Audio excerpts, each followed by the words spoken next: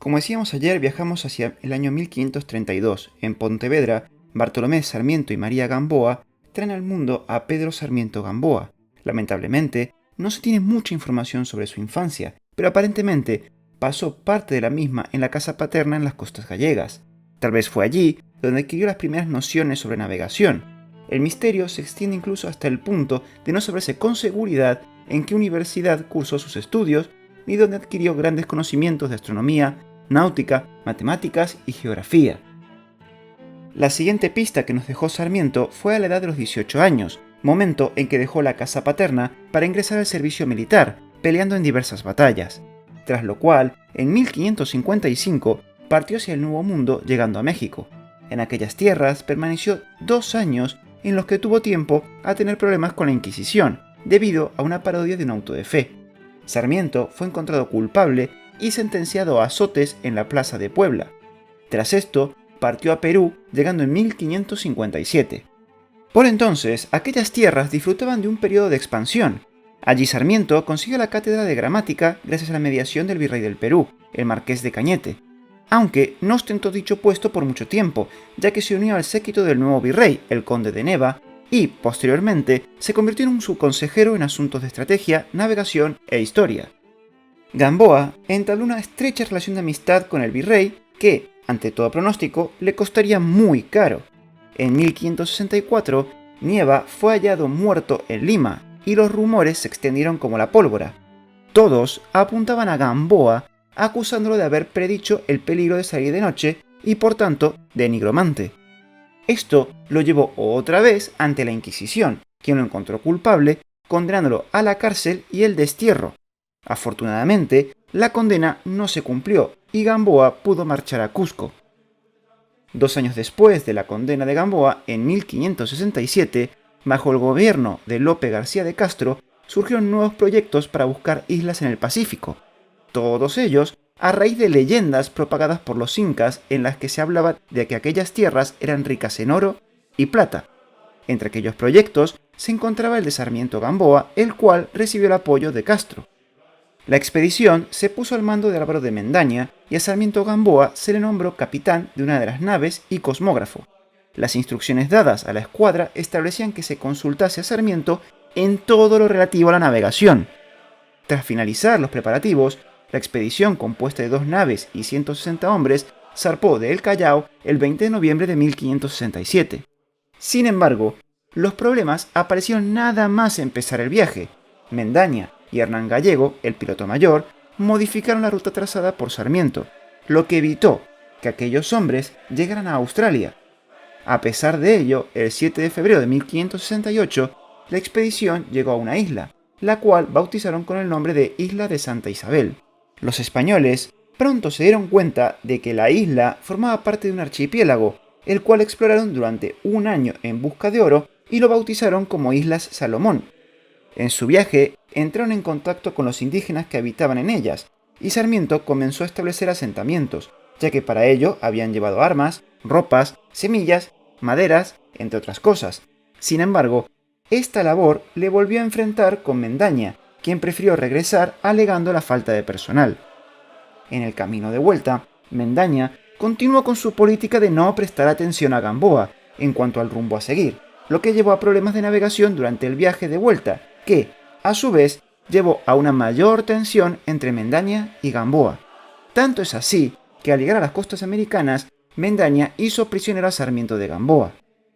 Finalmente, la expedición llegó a El Callao el 22 de julio de 1569. Una vez en tierra, Sarmiento y Mendaña continuaron con las recriminaciones sobre la dirección de la expedición y el hecho de no haber obtenido ningún resultado. La tensión escaló tanto que ambos terminaron en la audiencia de Lima, donde expusieron sus razones. Gamboa fue tan claro y contundente en sus argumentaciones que impresionó al propio virrey, quedando absuelto de todo cargo. Por aquellos años, el nuevo virrey, Francisco de Toledo, buscaba consolidar el virreinato, para lo cual estaba organizando un grupo de gente que recorriera aquellas tierras y las estudiara. Sarmiento formó parte de esta expedición, encargado sobre todo de asuntos militares e históricos.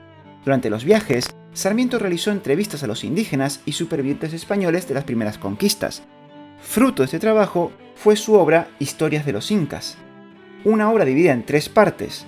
La primera consiste en una descripción geográfica del territorio, la segunda, la historia de los incas, y la tercera, el descubrimiento y conquista por los españoles hasta el año 1572.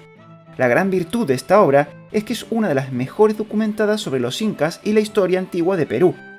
El trabajo le sirvió al virrey para centralizar los aspectos esenciales de la administración general del virreinato y establecer las bases de lo que sería el sistema virreinal en el Perú. 5 años más tarde, España e Inglaterra andaban de tortas. En aquel conflicto, Isabel I de Inglaterra encargó al corsario Francis Drake atacar la costa americana del Pacífico.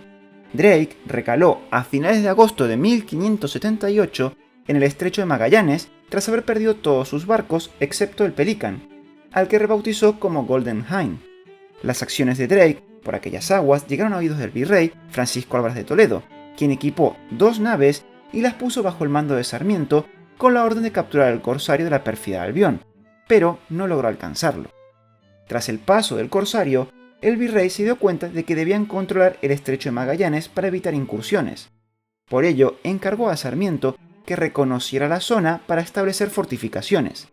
Nuestro protagonista zarpó con 2 barcos en octubre de 1579. Durante toda la operación mostró sus virtudes como piloto, cosmógrafo y científico.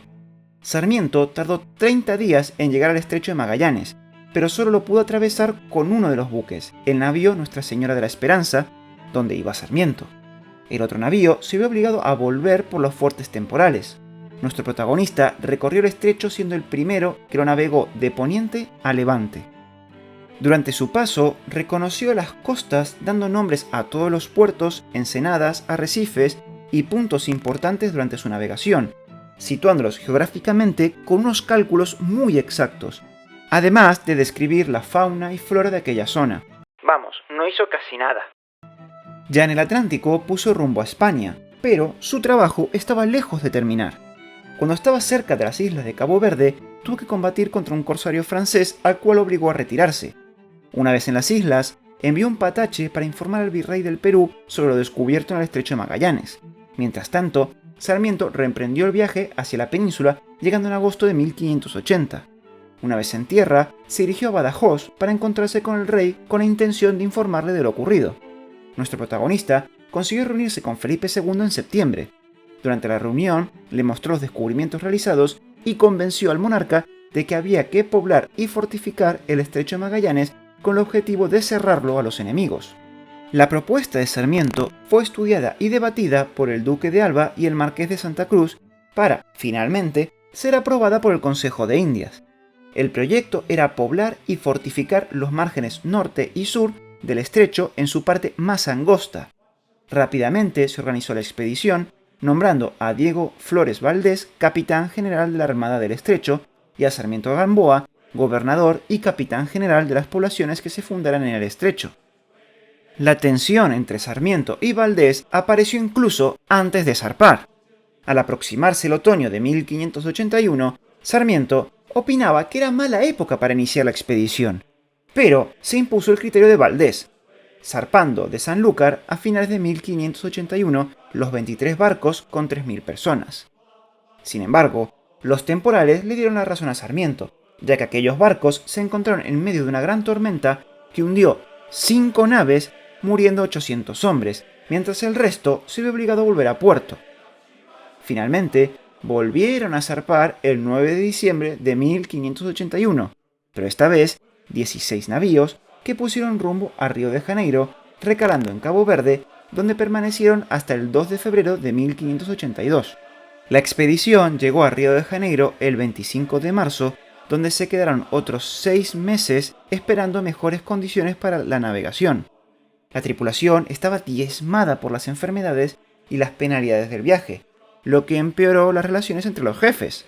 Fue el 2 de noviembre de 1582 cuando finalmente pudieron zarpar rumbo al Río de la Plata, donde desembarcó Sotomayor con su tropa, quienes continuaron su viaje hacia Chile por tierra. Tuvieron que hacer frente a un fuerte temporal que provocó que perdieran 3 naves. Otros 3 regresaron a Río de Janeiro debido a su mal estado. Finalmente, llegaron a la entrada del estrecho unos pocos barcos el 17 de febrero de 1583, pero el mal tiempo les obligó a desistir y regresar a Río de Janeiro. Allí se encontraron con el general Diego de Alcega, quien venía con 4 naos con víveres para la expedición y un mensaje del rey para Sarmiento y Valdés, en el que les urgía a fortificar el estrecho, ya que Francia estaba preparando corsarios para cruzarlo. Sin embargo, la noticia fue usada por Valdés como pretexto para dirigirse a la Bahía de Todos los Santos y después a España, dejando a Sarmiento solo. Nuestro protagonista estaba dispuesto a cumplir con las órdenes y se quedó en Río de Janeiro asumiendo el mando de las naves. Tras reorganizar la expedición, zarpó el 2 de diciembre de 1583 con 5 naves y 538 almas. El 1 de febrero de 1584 llegaron hasta la segunda Angostura, pero no pudieron desembarcar debido a que la corriente los empujó hasta el Cabo de Vírgenes, donde finalmente desembarcaron el 4 de febrero de 1584. Una vez en tierra, el 11 de febrero de 1584, Sarmiento fundó la ciudad del Nombre de Jesús, siendo la ciudad más al sur del mundo por entonces. Al poco de aquello, el mal tiempo obligó a 4 naves a dejar el fondeadero y regresar al Atlántico para luego poner rumbo a España, quedando solo la Santa María de Castro para 338 pobladores. Rápidamente, Sarmiento se dio cuenta de que el nuevo poblado no podía albergar a todos, por lo que se puso manos a la obra para fundar otra ciudad que alojaría la mitad de aquellas almas. Envió al buque que tenía con 50 pobladores hacia Punta Santa Ana, mientras él, con otros 100, hizo el camino a pie. El 25 de marzo fundó en aquella zona la ciudad Rey Don Felipe. Gamboa designó autoridades para el gobierno de los poblados y ordenó comenzar la construcción de la primera iglesia, así como efectuar diversas siembras. Sin embargo, aquellas tierras no eran buenas para los cultivos, por lo que los productos de la tierra eran pobres y escasos. Solo el mar brindaba algo de comida. La férrea voluntad del gobernador mantuvo ambas colonias. Hubo tentativas de sublevación, concluidas con degüellos. Después llegarían días mejores en que el mar parecía apacible, pero tras el benigno otoño sobrevino el invierno austral, duro y cruel. Nevó 15 días seguidos. Había enfermos y muertos, pero nada quebraba la voluntad de Gamboa. Las duras condiciones obligaron a nuestro protagonista, 2 meses más tarde, a zarpar en busca de víveres, llegando a Puerto de Santos, donde las autoridades locales le proporcionaron todo lo que necesitaba. Una vez con todo, zarpó hacia el estrecho, pero se encontró con un temporal en la zona de Bahía que destruyó el Santa María de Castro, el cual terminó en el fondo del mar con toda la carga. Afortunadamente, Sarmiento y algunos de los tripulantes se pudieron salvar llegando a la costa. El 3 de octubre consiguió llegar a la ciudad de Bahía, donde el gobernador lo ayudó regalándole una pequeña embarcación con todos los víveres necesarios.